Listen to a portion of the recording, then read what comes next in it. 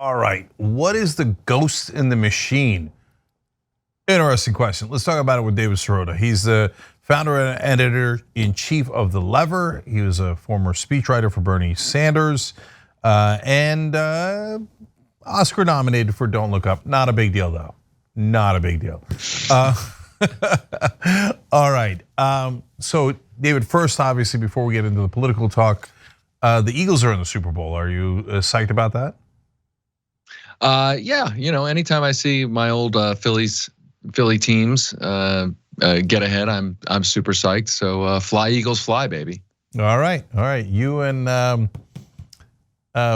who's your famous friend that you played Little League with? I played Little League with Bradley Cooper. Bradley Cooper, that's it. Yeah. When I think Bradley Cooper, I think David Sirota. But these things I actually do. Okay. Anyways, all right. You wrote an article called "The Partisan Ghost in the Media Machine." Tell the good folks at home what you mean by that.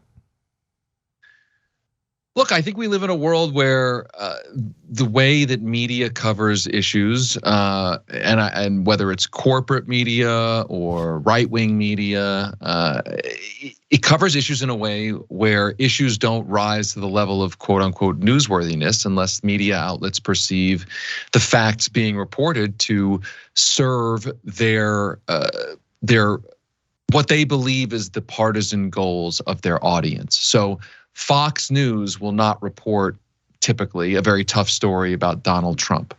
And MSNBC will not usually report a tough story about Joe Biden. And it's because, in my view, they believe that there's no reward from their audience for doing so. And the problem with this is that news should be news, facts should be facts. And I wrote this in relation to reporting that we had done on Transportation Secretary Pete Buttigieg.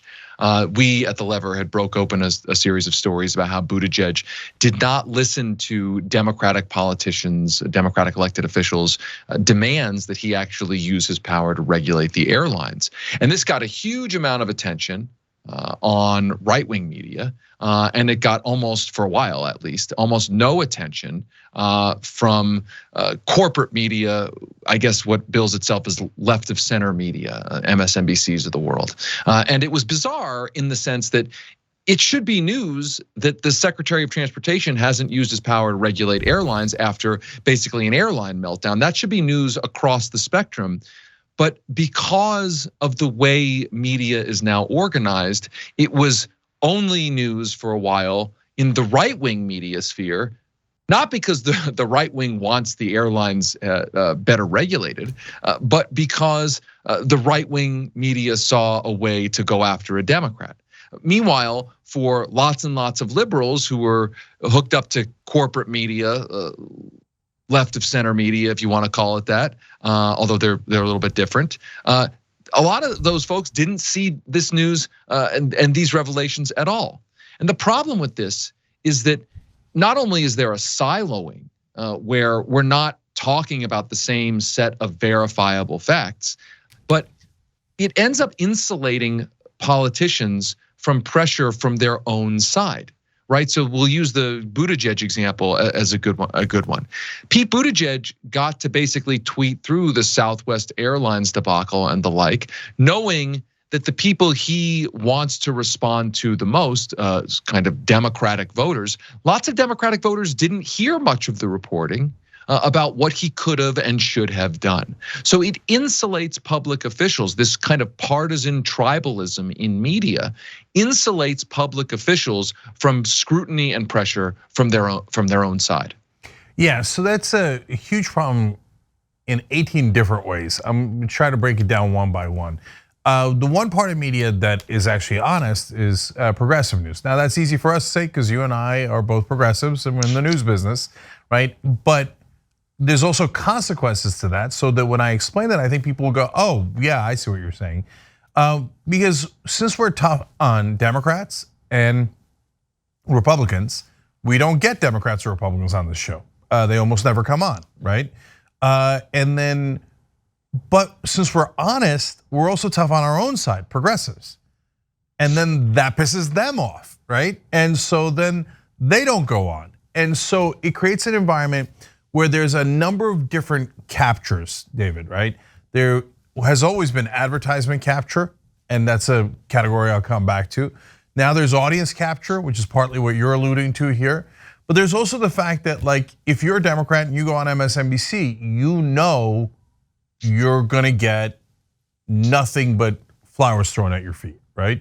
And if you're a Republican, although Fox has been a little tougher lately, depending on their inclination, you're gonna largely get a very friendly audience from Fox.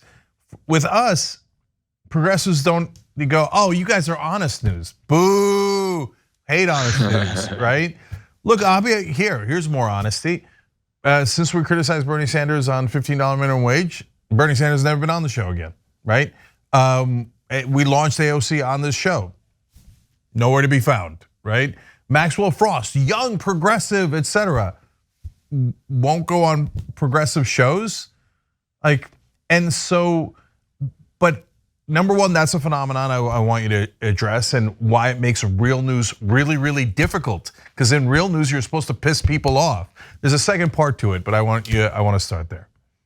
No, I think that's a huge part. I mean, listen, if you want to, there's one way to get access in news media, which is to never ask a tough question, right? And never scrutinize both sides, only scrutinize one side, and you can lose access that way. And I think that's the perils of reporting honest news and reporting it honestly. But I think it's worth doing. I think we don't have enough of it in this world. I mean, we got plenty of news and media that covers one side and ignores the other side, or worships one side and denigrates the other side. There is not a lot of news just about the basic facts, regardless of who those facts offend. And again, I go back to the idea that it's not just the ideology of the people at the top of news organizations. It's that there's a symbiotic relationship between what they are putting out and what their audiences are conditioned to demand and expect. I mean, I'll go back to our Buttigieg story. When we put our Buttigieg story out about regulating the airlines, some of the harshest criticism or defense of Buttigieg came from liberals. From Democratic voters who think that their job is to defend Democratic officials, not to learn information about what's going on in the world and ask who is in charge of the government and why haven't they been doing their job. Because there's lots and lots of, and this is on both sides, conservatives and liberals, who have been conditioned to believe that first and foremost, news is a weapon to use against the other side. It is not a delivery system for information to get results out of the government. It is not information that should be verified and stipulated once it is verified and used to get specific policies out of policymakers. And that's the fundamental problem. It's not necessarily a sort of an evil conspiracy at the top, just to force feed folks with this. It's that's what the audience, in a sense, has been conditioned to expect and demand. I think that's the most damning part of American media, that the audience now expects you to be biased. So the reason I brought up the people not coming on progressive shows is not because, like, oh, woe is us. I don't care about it at all. Politicians are generally super boring, okay?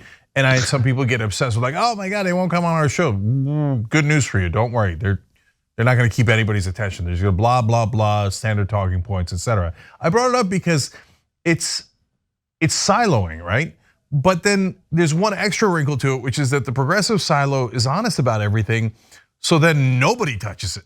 Nobody, whether it's going on or taking stories that you break, we break, etc., and bringing attention to it. David, one of the most common things I hear from mainstream Democrats that are critics of ours, whether they're people that are in media and politics or just randos online that are in that category, is, especially the randos, the real people. They're like, I don't get it. Which side are you on?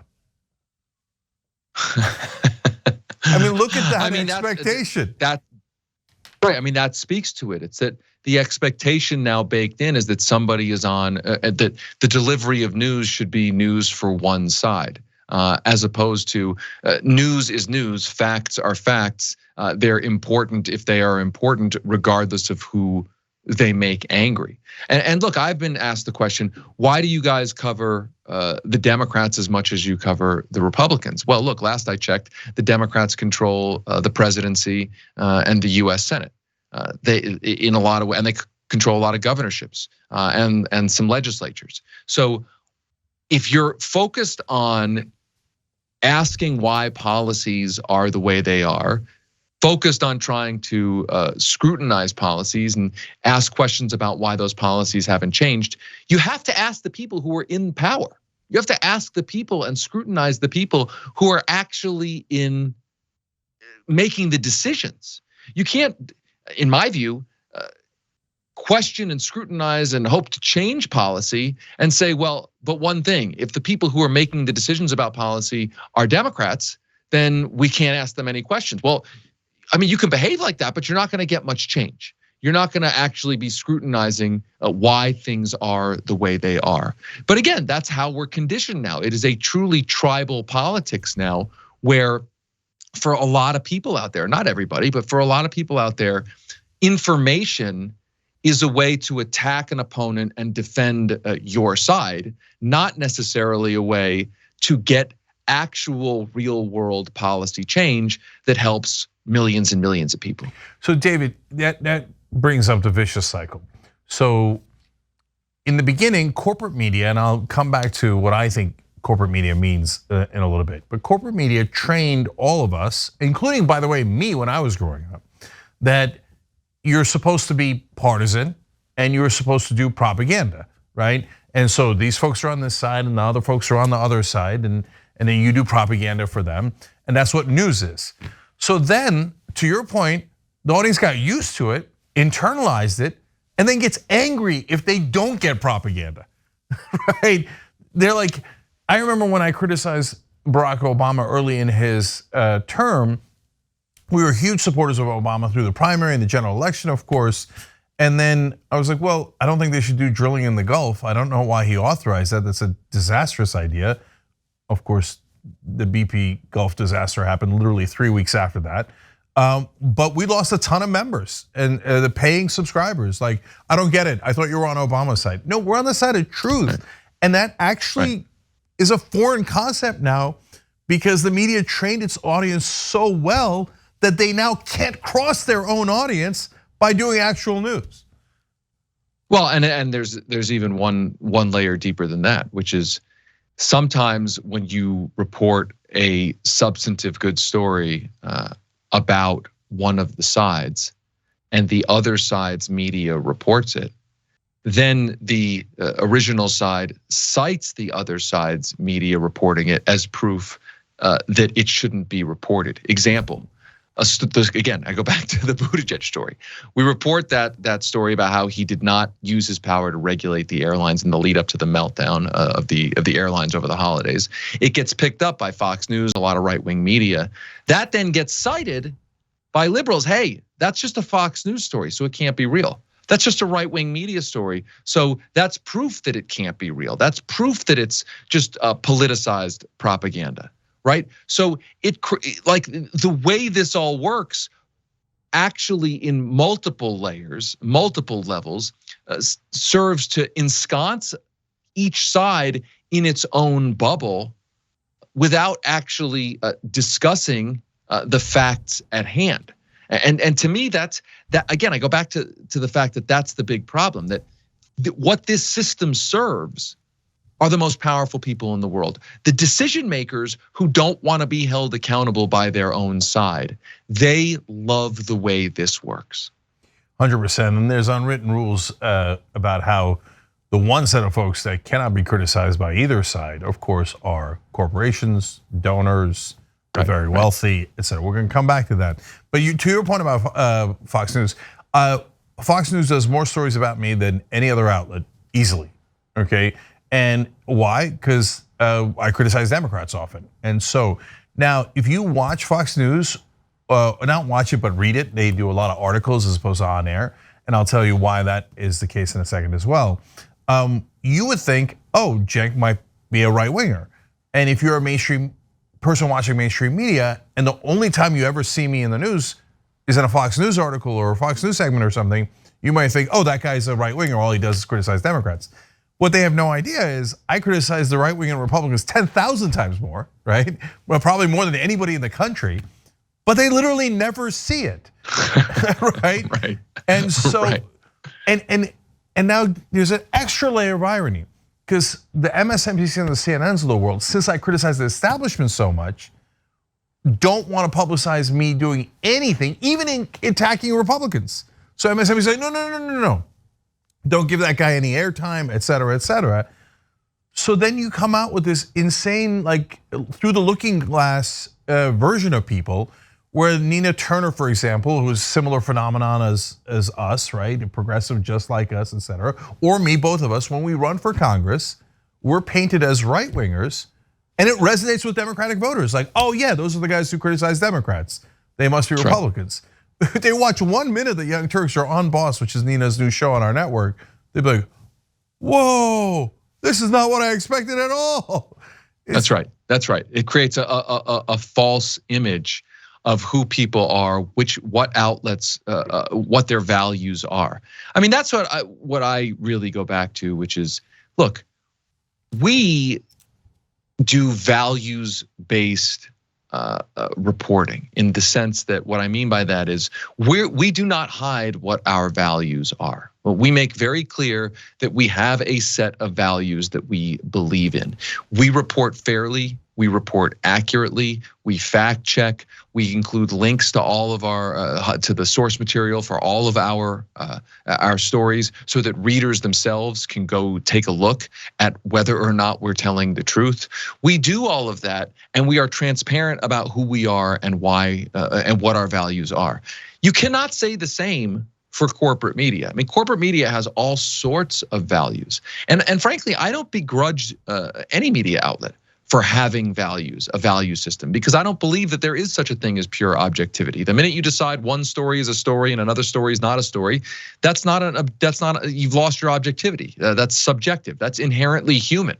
And my point is that corporate media typically simply does not disclose, does not make clear, does not tell the reader, is not transparent about what its values are. I mean, you can read between the lines and insinuate what the values are, but it doesn't come out and say that, and that's what makes, I think, a lot of corporate media content extremely insidious. There is a value system there. There is a viewpoint. There's a very ideological viewpoint.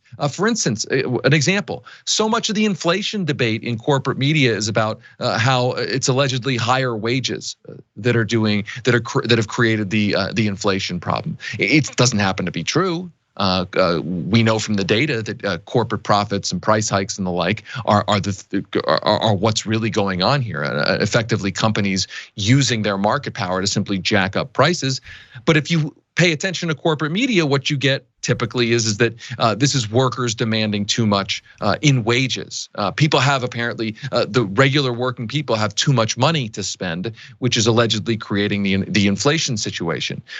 Point being, corporate media sells that narrative because corporate media is corporate and has a corporate set of values, even though the language that it uses, the packaging of the news content that it presents, does not admit to those values.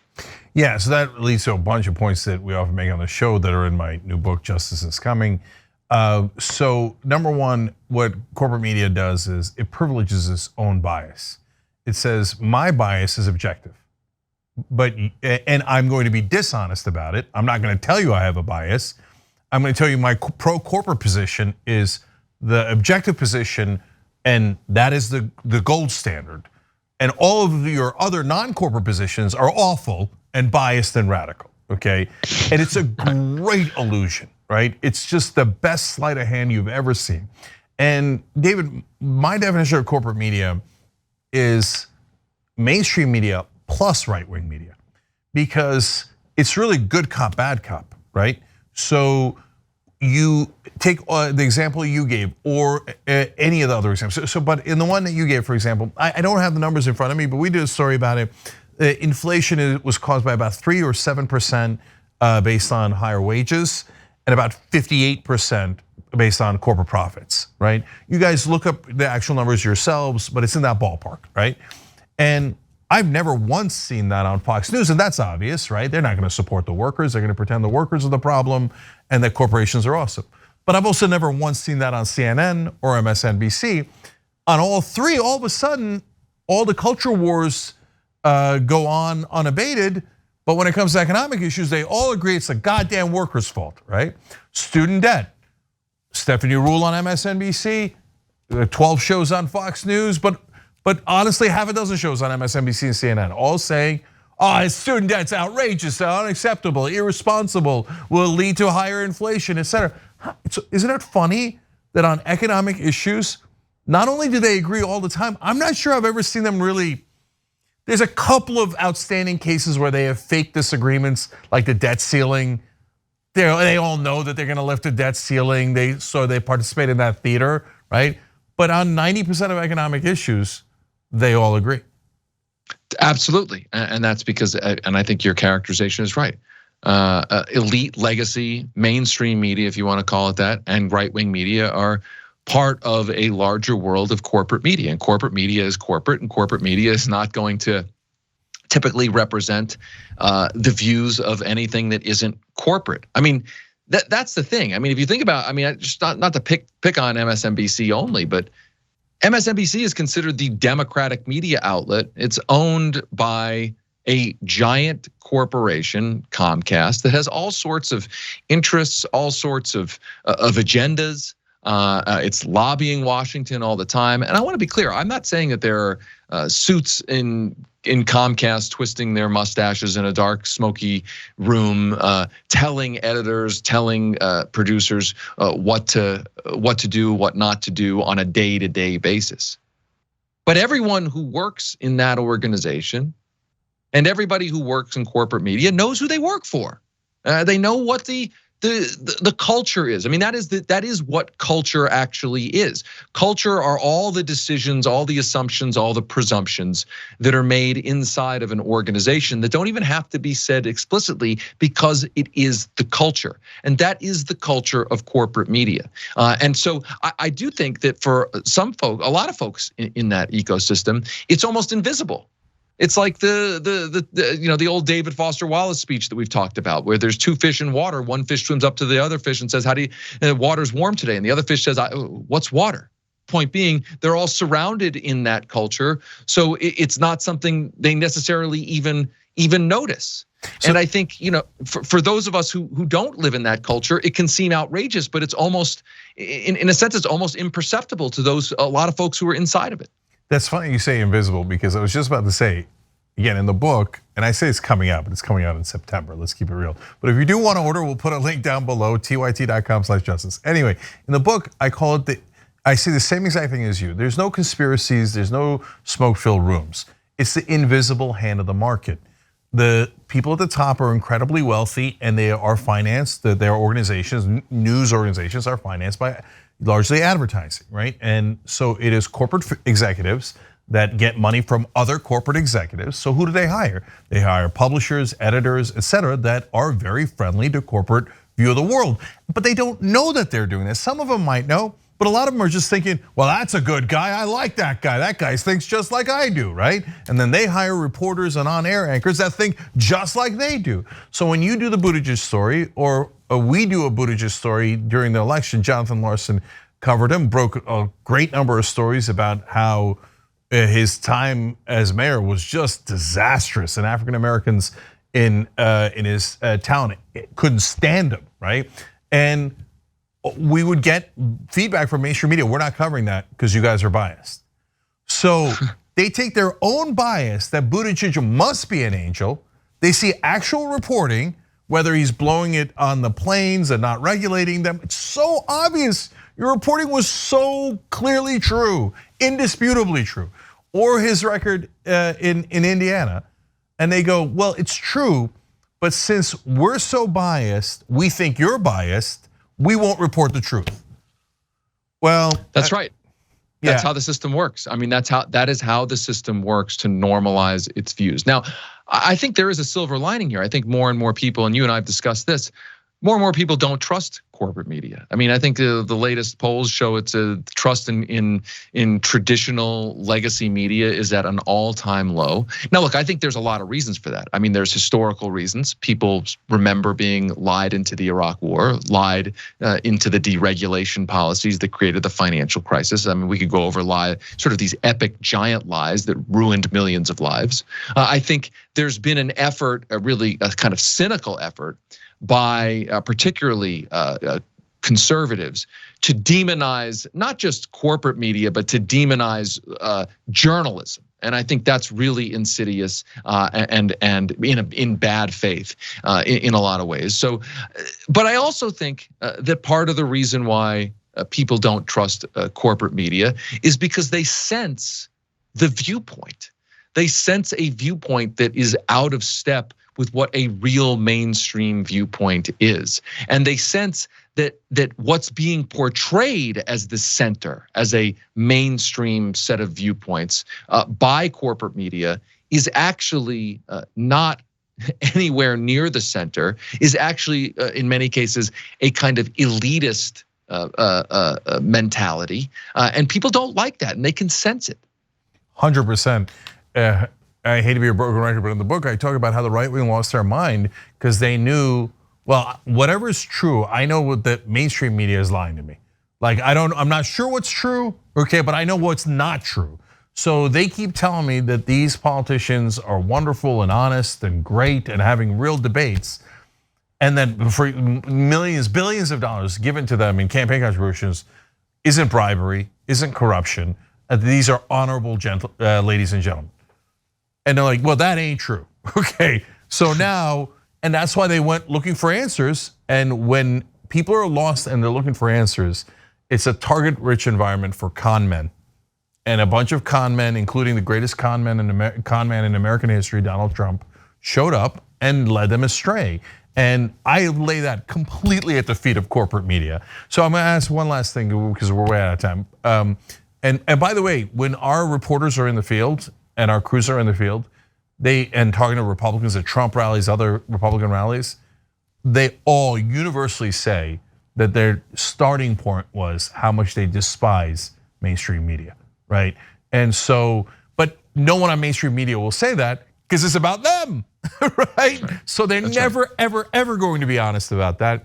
I'm gonna give a random shout out because we're out of time to Ro Khanna, because he's the one guy that'll go on every kind of media and will actually answer questions, the one decent politician in terms of honesty and transparency there.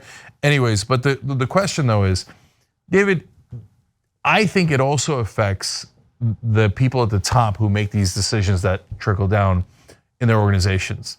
The fact that those politicians are massive advertisers to them. In the 2022 election, they spent $17 billion in media.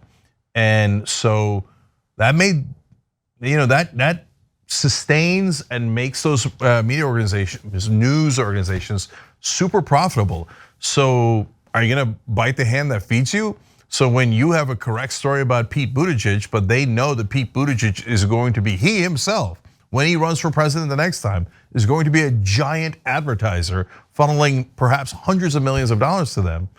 Are they really gonna criticize that guy? Well, I don't know if it works that in such a linear fashion, but I can say this. We know that there is a vested financial interest in media not covering the entire concept, the entire topic of money in politics. Money in politics is money that goes on TV, largely. So look, the National Association of Broadcasters is the main trade association lobbying group for the giant television stations. They lobby all the time on campaign finance issues, disclosure issues, dark money issues, and the like. Point being is that they're not some objective actor. They're actually, and they're not some small player in the game. They're a huge player that is making a huge amount of money. So again, I'm not sure it's as specific as I know Pete Buttigieg is going to be a big advertiser, and so we're going to go easy on Pete Buttigieg. I think we're not really interested in talking and covering and reporting on the entire issue of money in politics and corruption, because money going into politics makes its way to the television stations, the news outlets, that the corporations that own the news outlets. It's not some small revenue stream for them. It is a huge revenue stream for them. Why would they want to cover questions or scrutinize the money in politics that is ultimately flowing to them? 100%. And I agree with you, most of the time it's not linear. Certainly not at the reporter level or even the anchor level where they think, oh, Buttigieg is gonna get me my salary. No, they don't think like that, okay? But sometimes at the management level, it is linear. David Schuster, another great progressive in news and now part of the TYT network, told a story on this show where he was at a local news station, had a story about money in politics, obvious corruption. The general manager of the news station said, David, look around to the news floor. He said, money in politics paid for all of that. So we're not doing that story.